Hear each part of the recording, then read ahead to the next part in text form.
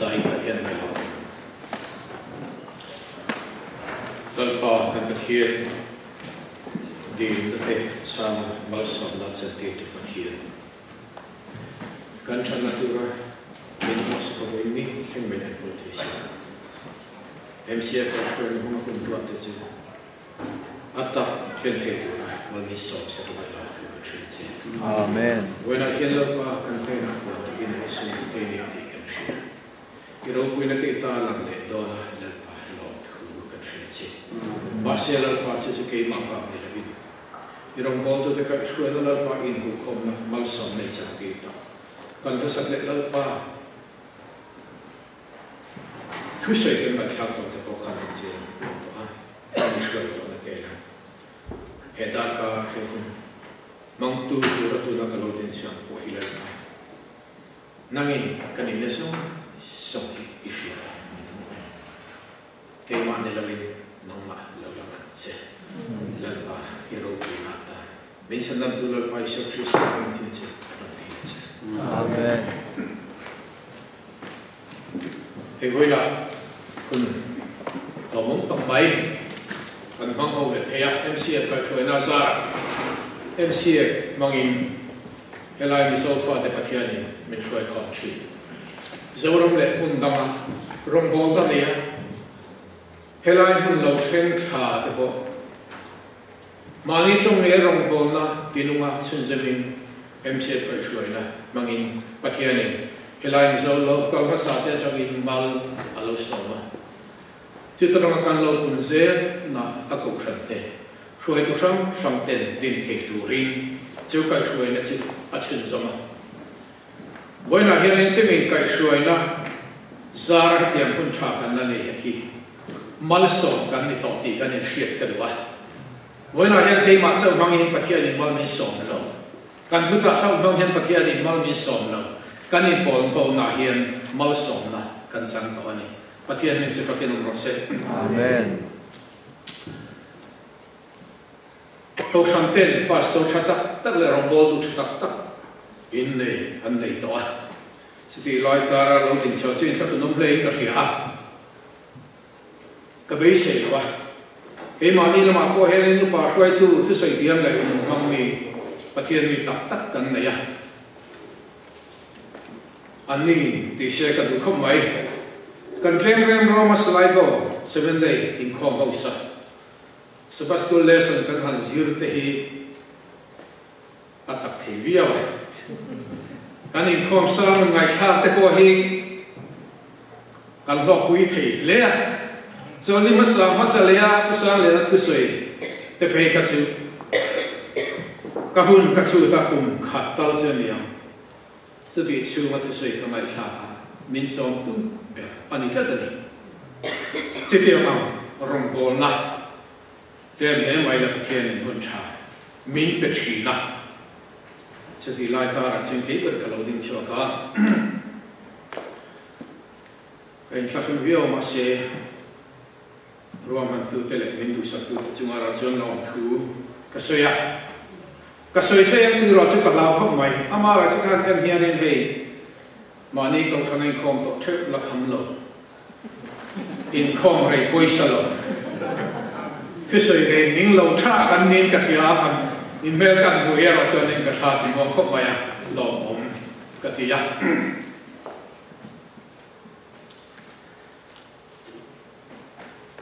nimin khanin thu ka saya ngai han soi le ma cho nên cái khelawa ama ro chu kan ko khana cho nên cái soi to thau ka soi na ro cho rei to ma se ta rilru ka ve cha ka ti ani miêu van thuê nên cái sợi đó na sự chữ cái rilru bumi Pathian ati ani Philippi bumi changa chuan he rilru Christa Isu pom kha namma ni om se ati ya te Samuel apakhana bum som tum cha som palia ni ma sala ila na chin akin ton Kathupe chun isom lo avangin lalpa chuan ama thin lungam pui azonga ami te chuma ro rel tu ni turin lalpan aruat to ani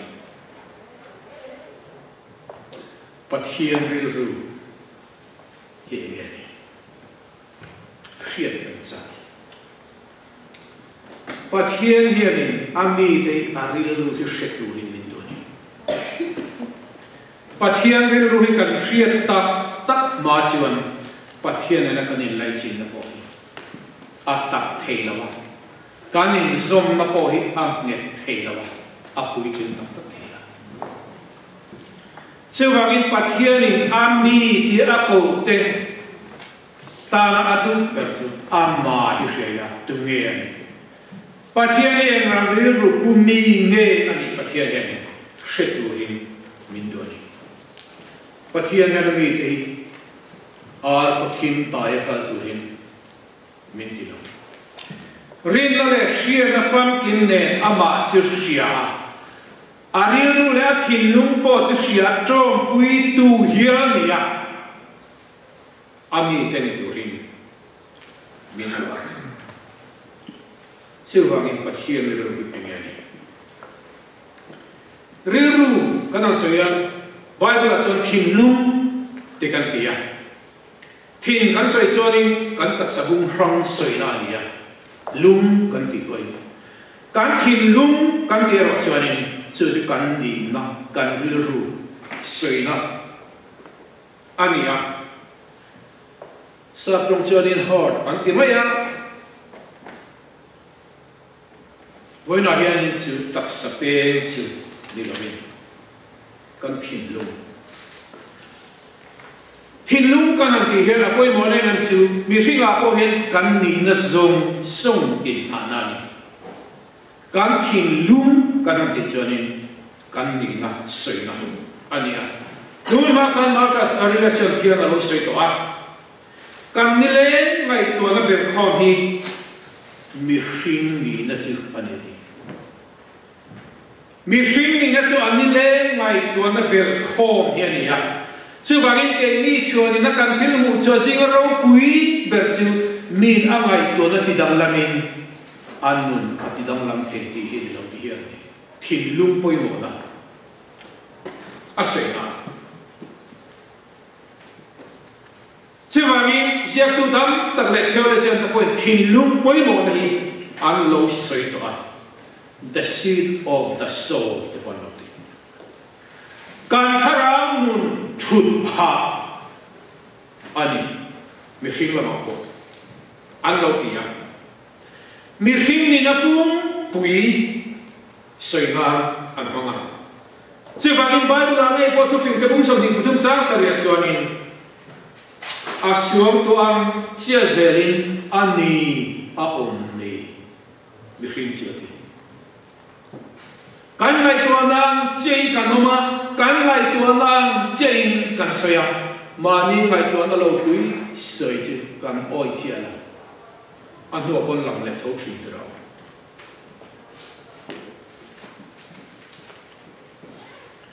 se thiam roi thum thiam bia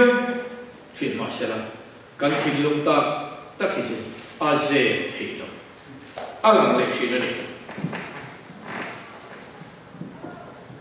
Chứ vangin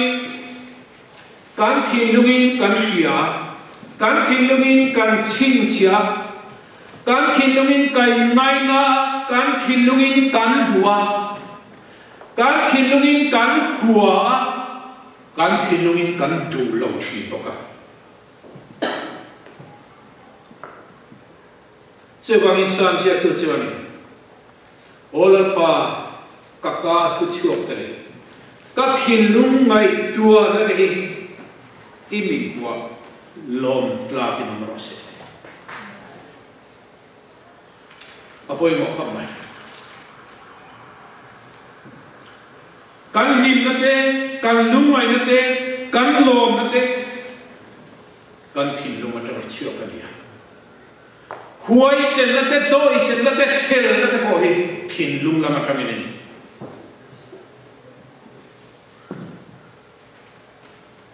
Nudor dom te pachak lo tak po an thin lung a huai san chan pa huai tak an ni tại thế xem à Mizo pasal thà kan sei te po hi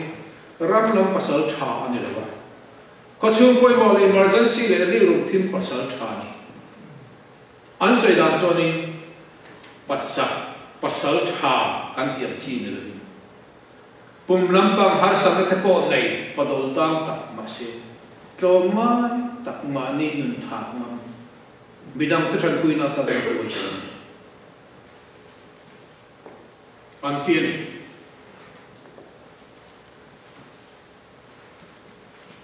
kan rinom na te kan duom na te kan moi na te kan thiam lim na te khamilam lo opposition sung kan thin lung chungin ani Pathian point kan thin lung min chu min en fia pon lam min en lovin chu lam pa min en china chu Pathian thin lung kan chu hoi kan soi do dua Pathian in ka thin lung ang kumi ka rilru ang kumi ati tunge kan shia ti lo lau da vida ani chu samuel bang song tum chang song palia karil ru ang kumi midam soi ani lawa davida lama le ama ai soi na pom ani lawa Pathian in davida asoi na ania thuthong noi bua tang thuthong thar bu to thleng pian ne la karil ruang pumi ati simi pakhat chia kan huwa su davida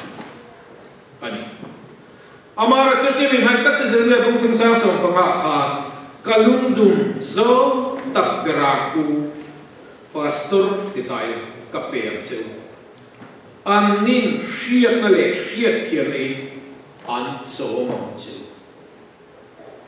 chulal parong bol tu te khilum asoina ani ole davida ka Pathian ka thilum ang kumi ka rilru ang kumi atian mi ang meni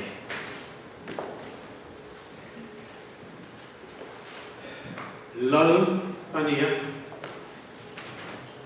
kan sai do ten ui re ani bu indon ani hoisen ania lal amina diklo takapama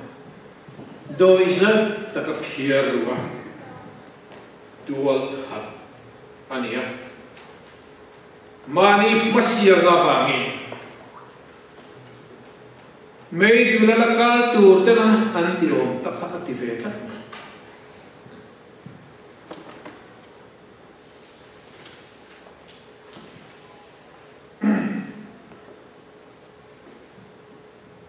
ma se Pathian davida kathin lumam kumi athilti aomda tekha khami ngau kha kan han ten chiron Pathian patte nahi achelin kan hrenge afu ching kan hrelo mai the le ma chuanin khami ngau kha kan ensen ke ma ni pui Pathian akau na chen kha amwal thalin kan thut ton ka amasaverin tavidareru khillum kha athafam kima afirfam kima athiam lim fam kime atina lena ani thiam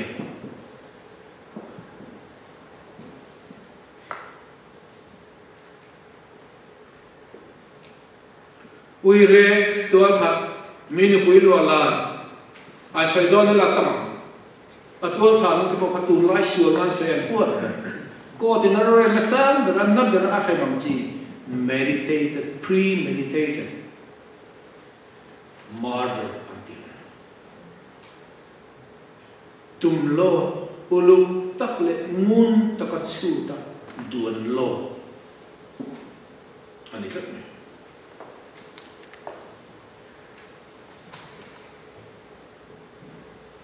Sarkamasan after my own heart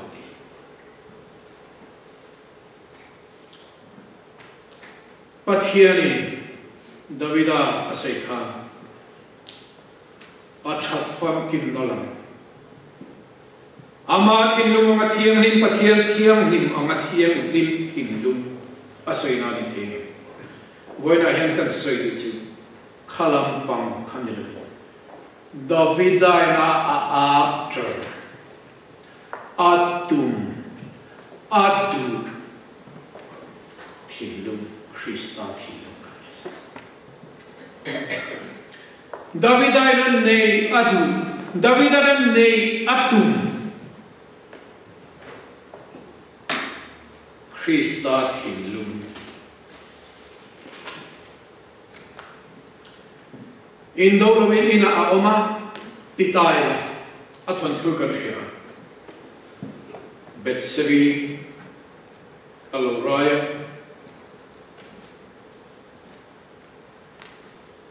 Asyo na thupna athil ti zong kan shi ola chami kan chut luan ma chanin Pathian thing lum hi el angne Davida ne na kan khai khin do ne en wangin nge Pathian in Davida hi rilru ka thil lum ang pumi ti Genesis guru chang ma le chang ka chanin tilal pa chon Lea hian me hring sual sia chu nasata ka nei ti le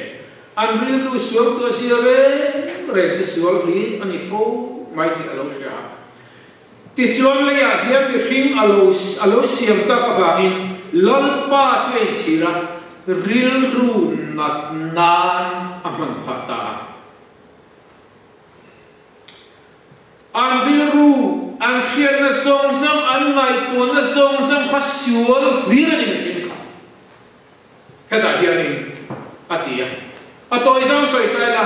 an men chung chen sual na ri ho Pathian in tinge ni fin thai ning sia athil siam jinga chunu ber ama an puya asia Van tin ko tayo noi nung de chawin min siama ama an na fangkin asiam kanni Pulia sai lo line ka thil siam jinga lungdum ber ka pangai na par tlan thia me ma an ka I hayem ni engan nge mo sual ilo thluk ta chile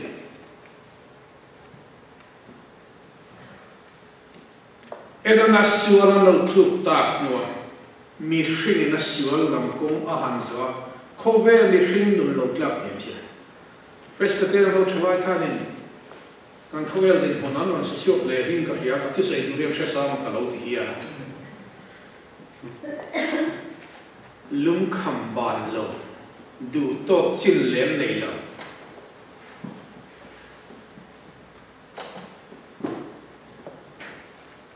Pathian mi hring Mizo rilru ahan khanin thalai reng re amno ama an puya siam thil siam chung nung bera siam ni hri ahan kha eng tin yam an ngai to no re khasual hi ani ken lau pa cha rilru na pha na amati Asa to man sang chen tala grief ti si Mizo to na rilru ma kante athu kisa atuar chun angana an sual na ju wanga Pathian rilru je chun angana ani chu vai kan sai du chu khatiang angama an pem hring siam te tuile ma me ten khan Pathian in an rilru lan vai to nan thinu en khan a an puye siam te khan ai to la lol pan ni hring te a han en khan amma ai an thil lungai tuana khan atil ve to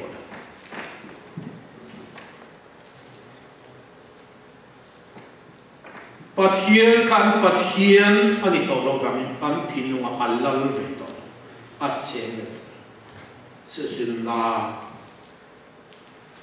Pathian Pathian ami te na ama ai mu to lo me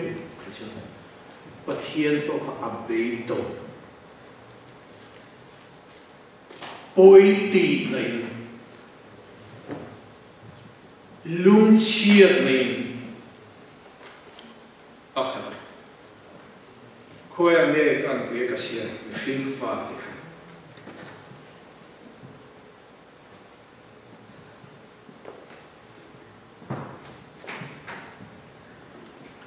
kanom dan tu rama kanom lo kan soyang tu rama kan soyang kan ti ang tu rama kan ti an che ve la mi hring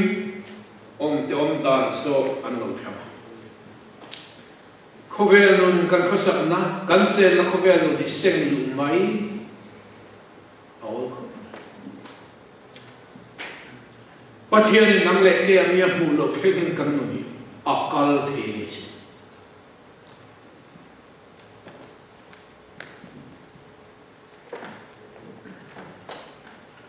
Pathian thu kan share kan sikhian kan nun ne kan do som thian angai ke mani nun kan nun kan din hun level lo thing a Pathian ni shuai tum na se khop tu le se thiam tu kan ngai tu kan se chu di apoi mo fo chi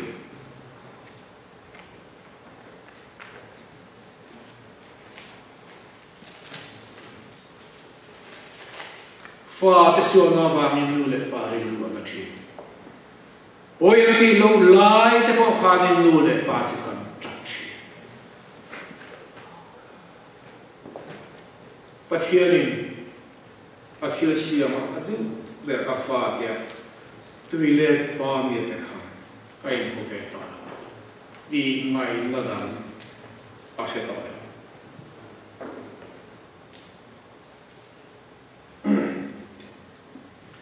Ole Samuel kati Davidan khalong entire Samuel o kan na bunso pa ni te kan chira bunso ma king te kan en ha ka fia ko to fi bunso ni pa chang ka na chang dia chuanin lol thin lung chu lol pa ku ta ma tuiluan ko te ina tu na ti ko chi mi tin om da ni ma ni mi ta chon ti ania ni ma selal pan thin lung abu thi Pathian is dawa so la thanga toy jong kan sema amale khau ne nan in dawa that simit vekla an lal te ne an ran ka te ne rala thil pakhat mala siti sa lal so la chana zom lawa an lal anu mina hona sebong le randual thau tha tha ka hona Samuel atirin Samuel Pathian chong lal so la ne na holo ho chalo ko lal pangatiam tiro atiam sani ti emate o ti lal pamentiam chene kati ni adi la chu sebong le dra be tho ka bu tho ka khia chi khoyami ne so la sala mi pui te ka la lo mo le in thoi ma ta ta tu atoi so ni se ta lal so la khiti so lai chi Pathian ni na ron mana Pathian kun sin chal chu na ron ko ka Lau so la chal lau pa kun sin chal ha koi khe sa mi pui te ka ko tira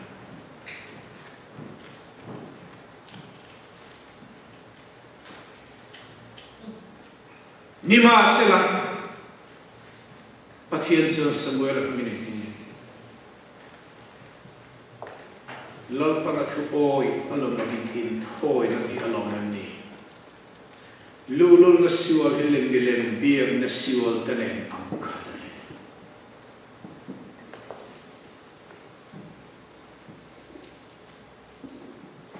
Sufa minani Davida kan po. Ore to isang sayang Pathian in Davida siwala ako ni nathana atira nathana chuan in Davida rilru keizong tu takin anena thuwa thena beram ven tu ani Davida hi beram ven na te faknala tam tapapua sakei bang nei te savum te polo thap to thi nu patwa beram pakhat nei chu kodan chang ti tem niam an beram chan fa angam dot an chu lui ki da an ki pui khop an dot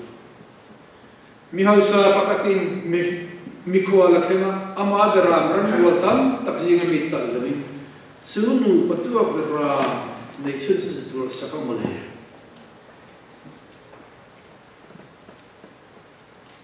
Davida pa kasakhat me chu mi chu thitla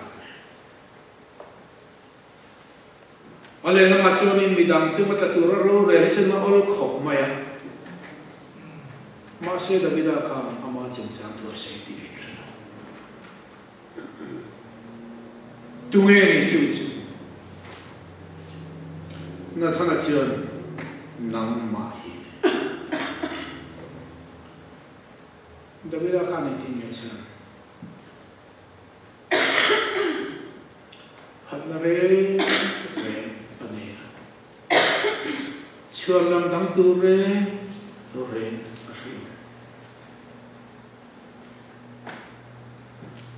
Pathian la ka chuan kalau siwa ta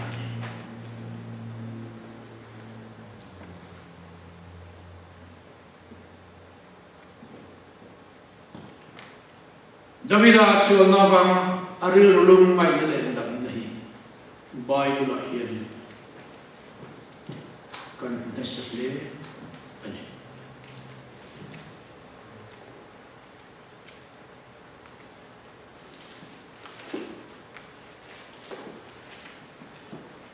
na khan na fil nuwa chau kha mi Davida kha aril ru alona ase thei chu kha lo thamuam takin lo ma zep zo to lo nuol tho ta ka wa ma ti mi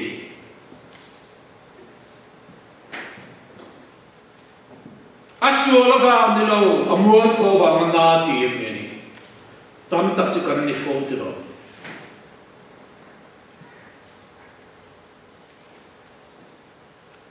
abo chen mai da ma aswal te lia kom che ai na thole mi lalpan kholo na nei lo aruat kholo na neya aruat lova athara wati ten re rengom lo che na thole kamoi ren lai kham ni le na ko ru chin la ma ka ru te hi chang zo feka achu na sa ni ko tin min dar sia ka tak sat no na bo tharumin ati dang la pangin ado lo dang la here takha ithal ta chu ka panga abu tata ikutin minem to toksia ilum ni lo nga wangin ka ti sa hian dam lai re aung lawa ka siwal wangin ka ru te hian chisel re ka ru te chisel re aung lo ka kholo na chuan ka lu hi achil pila phuri tak ka zo ruwa lo kasyo de lalpa ma takua ma katichi na ti besegi la kaswala uriya la kaswal kham nathana me na lo khen ma po kham Davida hi na swala va ma tur na lo neto aswala va lungai na lo neto in puan do lalpan ngai da man ni ve se ai puan du sia te ka ta hianin aron sei chuo alonia Melbourne and Fain and Melbourne, that's you. And Fain and Sunan Kin Luna. Go come out there and then bed clock. Don't I mean, if it's you, I mean, Minsuna, he could that's you in the Nembet Ati. Davida Khan, a swallow, dear Kana, Atia, boy, Atia, Aru, the bottom, Aroso, Hani, Atia. So it's about hearing Ashia. David rilru na sual vanga amang an nakalpan afia chu vagna ni na thana khatir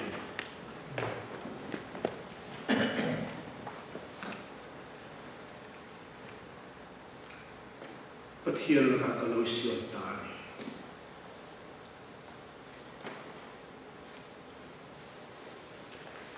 Pathian in machine fa ka sual na ahan mu chona sual sia ta khe rilru na Hanan apa? Davida di sa tuwale inasan bilagat ini pangay. Pathian ang pangay khan tinalo tisola at pangay pathian na kalusyo khan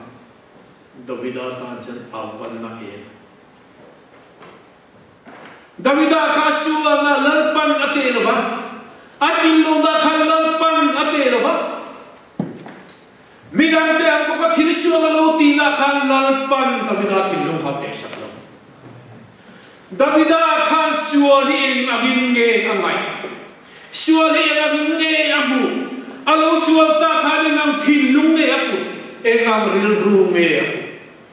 Lalpate na sitasyon na niyo.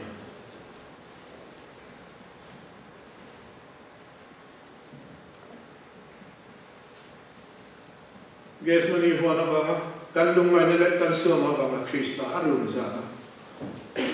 kapa heno hian min pelul se nima sela ka thu ne loin nang ma thu ne se Hovel suama na Krista thilung an hia azuti nan sual sele poi sele pathian thilung ati nat sia hi Davida hianin heta hian alo to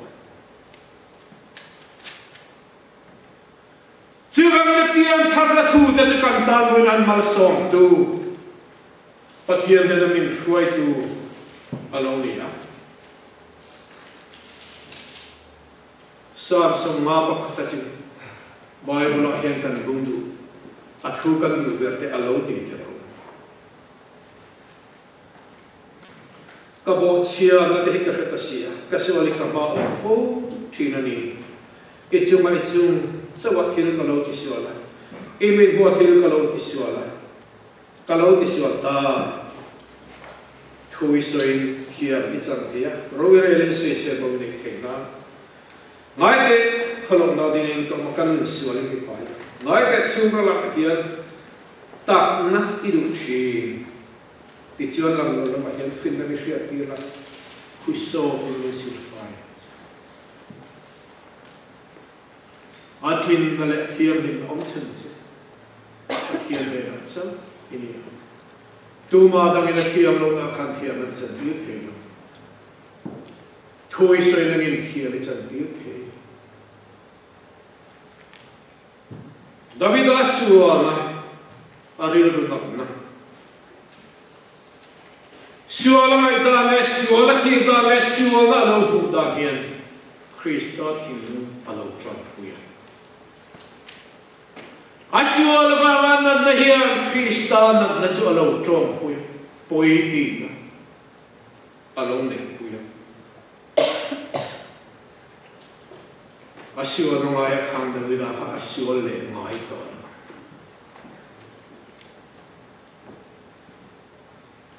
Ai se no ai e ka se le to lo mo le so ko se tai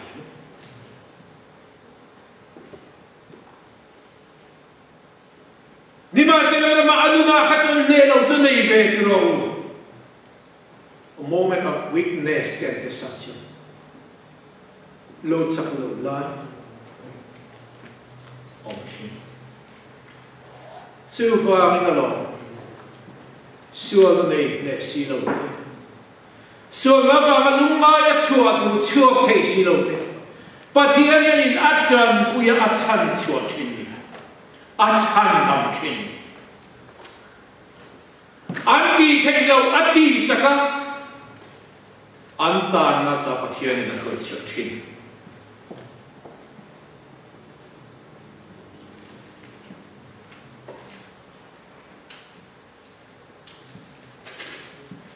Sufamin sumi kinlum sumi se trom pui turin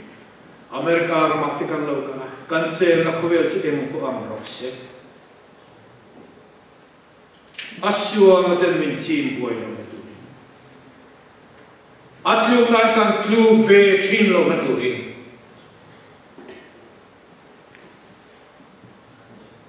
kafa ithil min ro Pathian kan thil dum che si chana keng tel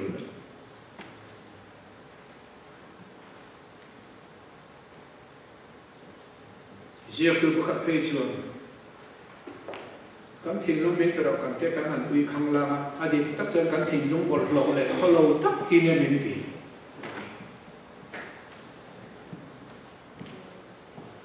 min lo ti thiam lim saka min lo ti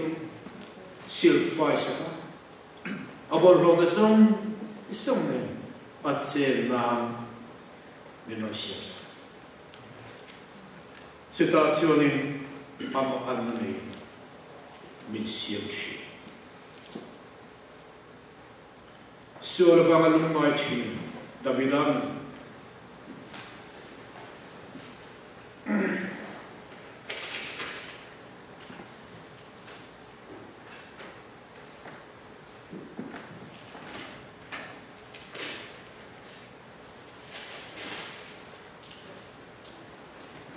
atsa te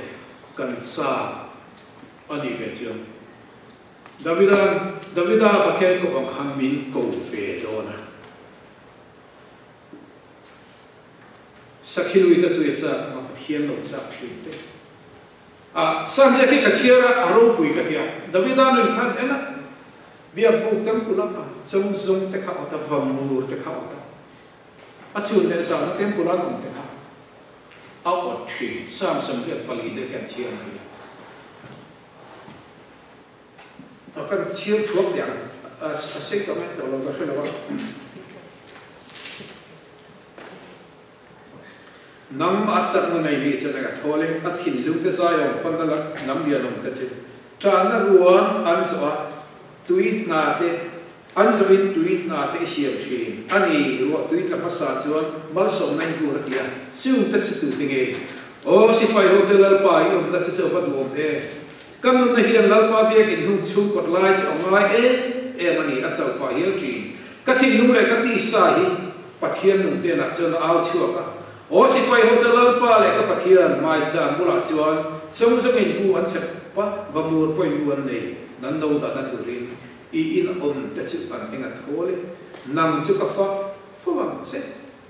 chana ruwa an zo in tuit na te om na chu I siam thi na ani ruwa tuit la masa chuan wal so mai I khu thi sak na tin sak le zo na kal thi Davida thin lung Davida sa ti so mani chu chana ruwa ma lo thlen po tuit na te lo sam sak thi tu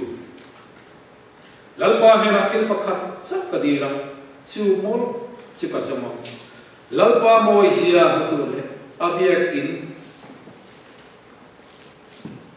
a thu so tu rin kadam chu zama atne na ko ren thei na